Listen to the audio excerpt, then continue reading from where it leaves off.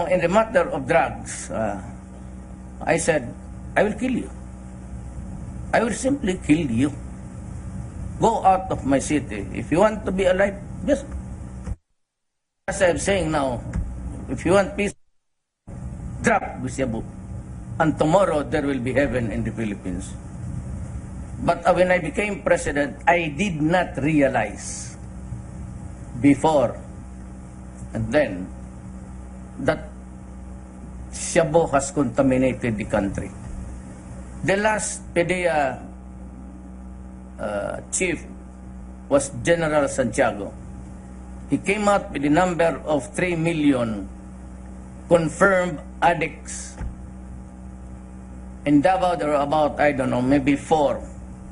But when I was elected president and I had all information, I was appalled to realize and to know that there were 4 million addicts already, including the figures of the PDEA last year, and it has breached for the year that I was there as mayor and half of it as president.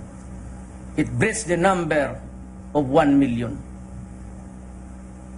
And so we have a population who are drunk with shabu most of the time, and those who are really insane. Now, see about these critics. You might want to travel back in time, and even a few days before I became mayor, and look at the killings already being perpetrated. I don't know if it was a cleansing process, because I fired nine generals of the police who were involved in drugs. I don't know, because we only started to operate against the drug syndicates 2 months after I assumed presidency. But if you look at the records, there were a lot of killings even on the first 10 days. I don't know what happened. Was it a turf war or an intrigue sowed by, the intelligence community? He was the one who reported to you, things like that. But just the same, 4 million is 4 million. I'd like to play something like those who are really insane now, or who was maybe office rockers.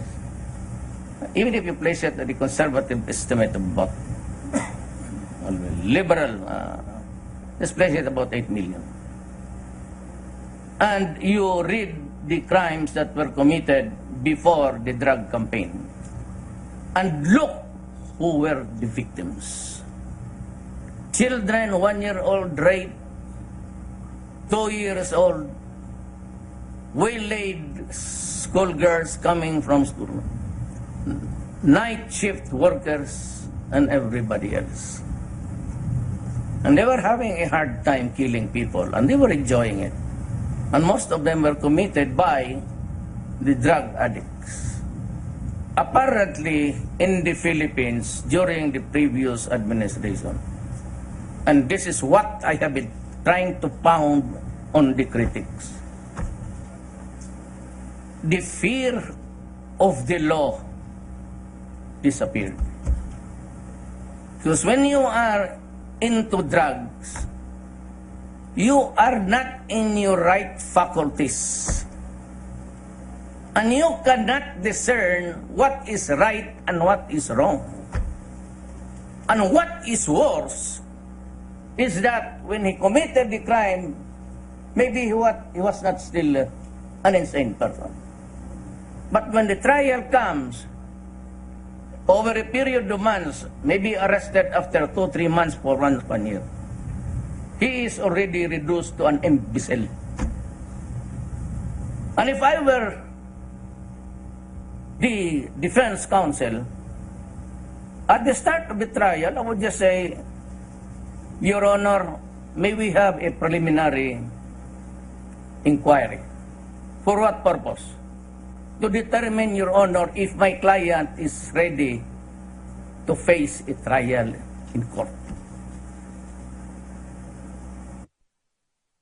His mental faculties. And he would, him understand. I said, what's your name? Oh, our plantation was destroyed. So, who's your father? I was there traveling.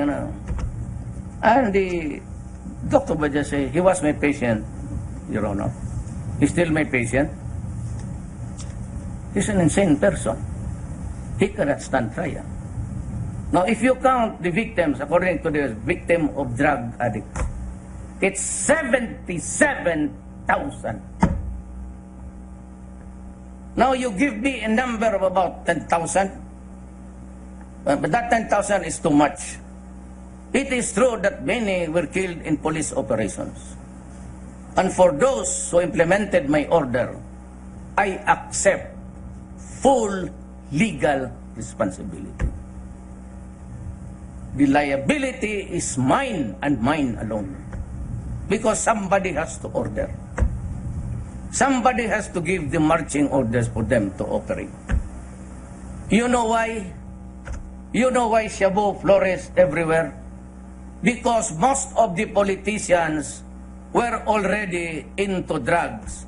Little did we realize that 5 years before, we were already in narco-politic state, and 40% of the basic government unit, the barangay, then you have the municipality, city, province.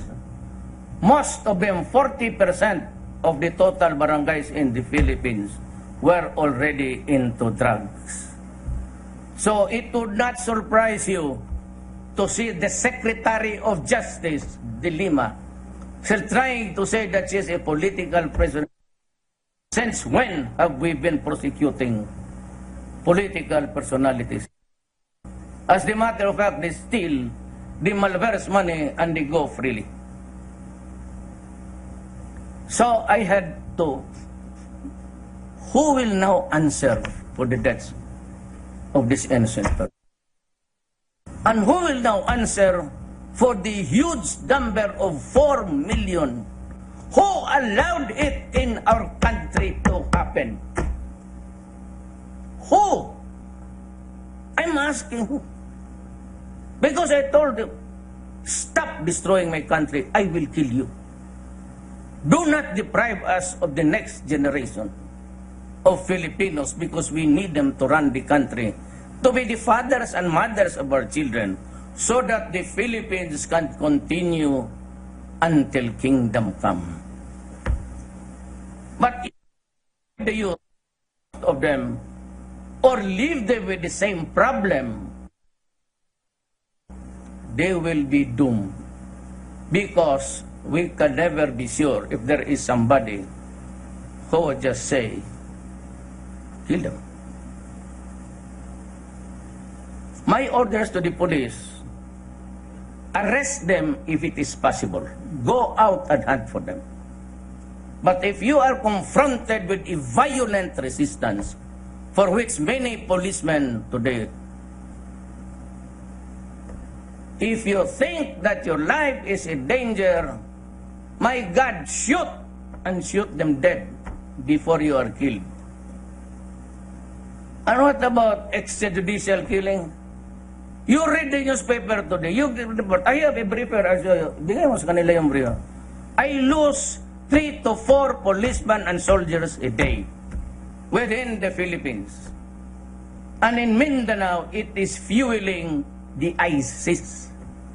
The ISIS has already anointed Dapsilon as the IS leader. Parang chapter na.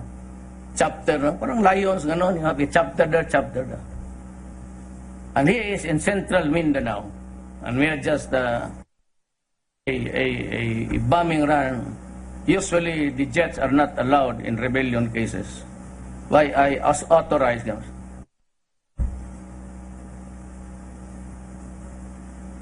I said, bomb the place. I'm using the air assets now, including against the NPAs. Because, you know, I will not hesitate, really. Just understanding for maybe an ordinary idiot. But if it comes to the issue of my country, the interest of the people, I will not hesitate. I will not even think twice. No. Say that Duterte is planning to declare martial law because he wants to perpetuate himself in power. Let me tell you now, I'm 72 years old. If you think, or if you ask me, am I happy? Excessively happy to be president? Inordinately proud to be president? Tell you, no, I am not. I'll tell you another statement. I do not need the presidency at this time of my life. I've been in the service of government as a prosecutor, as a vice mayor, and the mayor of Davao City for 23 years, and then a congressman, and back to mayor. I'm beyond the applause and the shouting Duterte, Duterte. It does not ring any added happiness to me. I'm beyond that. Do not point out to me that, no, there is a martial law provision, he will use it. It is in my oath of office. It says it all. When I say, I promise under oath that I will protect the Filipino people and preserve the nation, it says all. I will do anything to preserve the Filipino. It does not matter what document you'd want to. And I said, if it comes to the interest of my country, so be it. It will be done. So I asked the NPAs where any kung may mga kasi NPA dia. Sige na. Hiya bagyod. Yeah, kauban bitaw takis man. Kasi kaharap yung sundalo. O kasama man tayo sa bukid o siya. You know,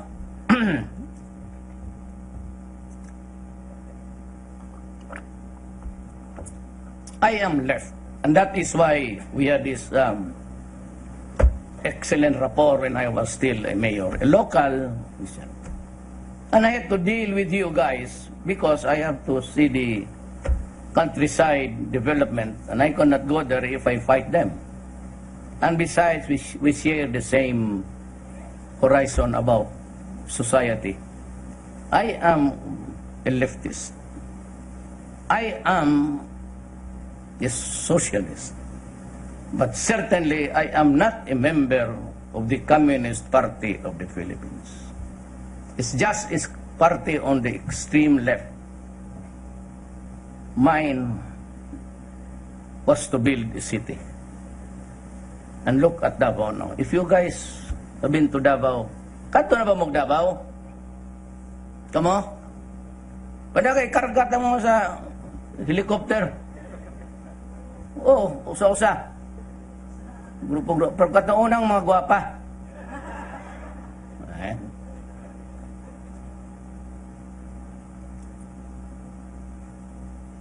So, you know, hindi tayo nakakaintindihan dito.